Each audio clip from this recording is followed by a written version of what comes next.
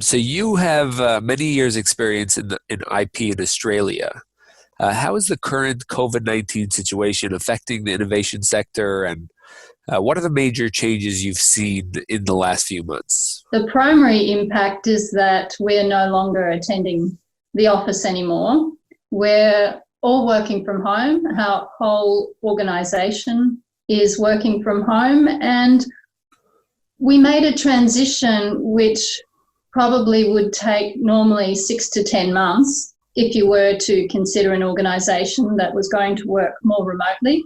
We probably did that transformation. Instead of doing it in 6 to 10 months, we did it in 6 to 10 days. So it was very, very rapid. And as a principal of FPA patent attorneys, your work focuses on patents and designs for mechanical engineering inventions. How does this current situation affect this line of work in particular? Another phenomenon we're seeing is that there's not a lot of product that's manufactured in Australia. A lot of it is imported, and we are seeing supply chains disrupted. So companies are now seeking local manufacture of certain products, which either they can't access or they can access, and they can access them from overseas, but the potential disruption to the supply is too much of a factor now, and it's tipped over into making it worthwhile to make here. So we're seeing some clearance advice in that regard, so that these companies can make things here which they would normally have imported. So Tracy, can you give me an example of how products are being made locally? Consider a pharmaceutical company or a pharmaceutical distributor who merely in Australia puts product into bottles and distributes it to customers. For example, they may be obtaining bottles and caps from an overseas source, but you can imagine that bottles fitting into a container take up a lot of space and they don't weigh very much. And, difficulties with getting supply of that product from Europe may be such that it's now reached a tipping point where it's more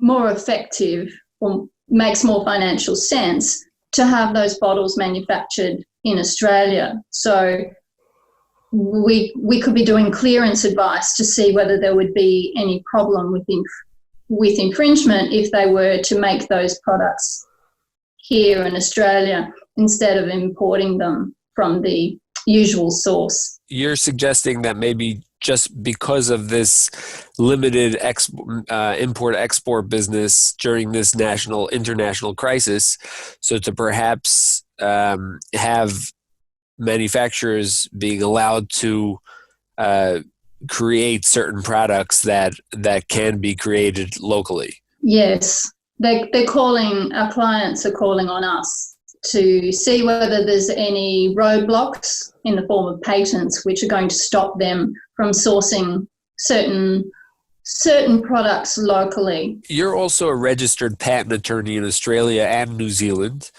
You're also a fellow member of the Institute of Patent and Trademark Attorneys of Australia. Are you aware of changes in legislations, instructions, deadlines from the IP Australia and or the Intellectual Property Office of New Zealand directly related to the current situation? What the Australian Patent Office is offering by way of COVID-19 extensions is a fee-free extension of time of up to 3 months currently. And the period for which you can apply for that extension extends up to the 31st of May.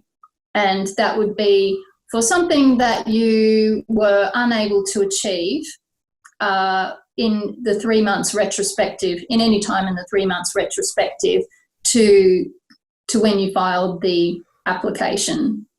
for an extension of time. Normally what you would need to do is to prepare a statutory declaration setting out the circumstances which led to the failure of being able to take the action or pay the fee that was necessary.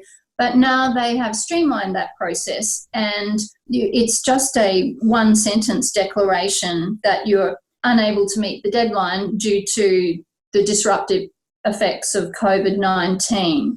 And I think it may be as simple as a tick box on our online portal with IP Australia. So the only catch is that it doesn't apply to annuities. And anything else you would like to add that reflects how the innovation sector has been impacted by the global reality we are currently living in? So the New Zealand Patent Office have indicated that they're going to receive extensions of time quite favourably. They have not streamlined the process in the same way that the Australian Patent Office has, and they do have a patchwork quilt of different extension provisions. But it looks like they're going to view any extension applications quite favourably. And the second thing that the New Zealand Patent Office are going to do is they're going to adjust due dates. So it may even be as informal as contacting the New Zealand Patent Office, indicating some distress, and perhaps they will adjust the due date for a request for examination or a response deadline.